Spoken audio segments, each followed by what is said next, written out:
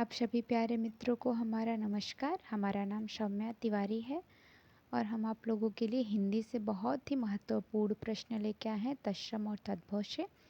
ठीक है, अगर आप कोई भी कोर्स करते हो, बीएलएड, डीएलएड, बीएड या फिर यूपी टेट, कोई भी परीक्षा की तैयारी, तत्सम और तद्भव शब्द सभी परीक्षाओं के लिए बेहद महत्वपूर्ण है। ठीक है, आइए चलते हैं पहले प्रश्न पे। मोर का तत्सम शब्द होगा मयूर या फिर मोर। ठीक है, तीसरा मोर और चौथा है मऊर। ठीक है, तो हमारा मोर का तत्सम शब्द होगा मयूर। ठीक है, पहला जो है सही है। देखिए, उससे पहले तत्सम शब्द हम किसे कहते हैं? जो ज्यों का त्यों आए हैं। ठीक है, कोई परिवर्तन नहीं हुआ। ठीक है, जो परिवर्तन है वो बिल्कुल भी नहीं हुआ है। ठीक है, फिर आइए दूसरे प्रश्न पे, छोटा कर देते हैं थोड़ा। निम्नलिखित में से कौन सा युग्म सही सुमेलित नहीं है? ठीक है, ओझा जो है वो तत्सम शब्द है, उपाध्याय जो है ये तद्भव शब्द है। ठीक है, तो ये एक सही सुमेलित शब्द है। ठीक है, कपास से करपट, फिर केला से कदली, पसीना से प्रसर्व। ठीक है, तो आप इसमें से बताइए कौन सा सही नहीं है? तो दूसरा जो है वो सही नहीं है। ठीक है, ये सही नहीं है। ठीक है, और बाकी सारा सही है। तीसरा आते हैं, विभावरी किस प्रकार का शब्द है? तत्सम है, तद्भव है या फिर देशज या फिर विदेशज? तो विभावरी, ठीक है, ये किस प्रकार का शब्द है? ये तत्सम शब्द है। ठीक है, तत्सम शब्द है। फिर आते हैं चौथे पे। नीचे दिए गए विकल्पों में से तद्भव शब्द का चयन करिए। बैंक, मोर, वानर, मुख, कौन सा तद्भव है?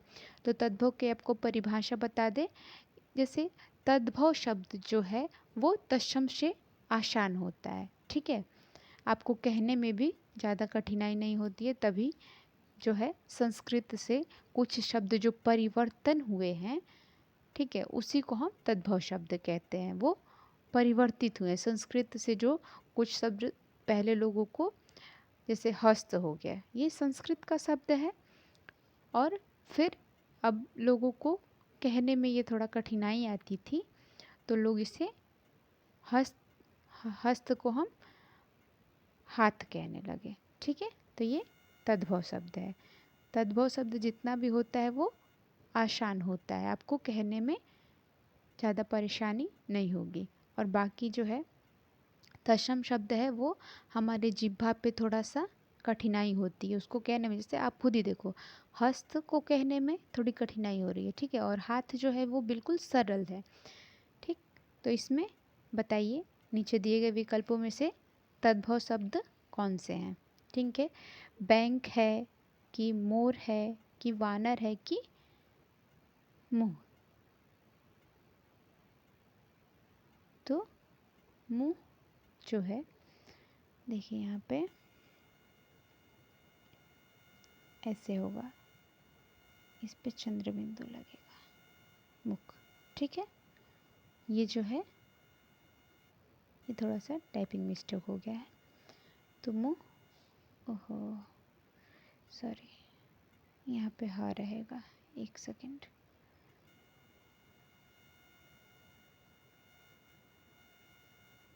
मुंह, ठीक है, ये हमारा तद्भव शब्द हो गया।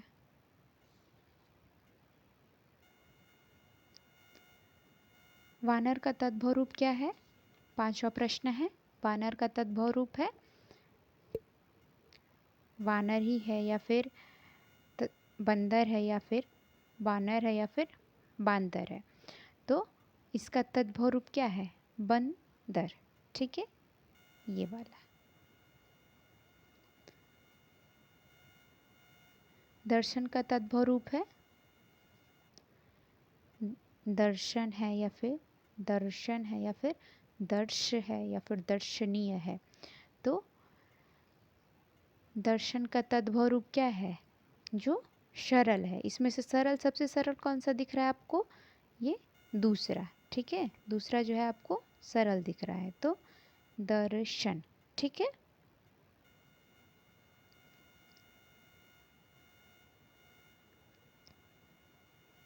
निम्नलिखित में से कौन सा शब्द तत्सम है? खेत तत्सम शब्द है या फिर बालू है, वानर है, मुख है? कौन सा शब्द तत्सम है? ठीक है, तो बताइए आप। खेत है, बालू है, बंदर है, या फिर वानर या मुख?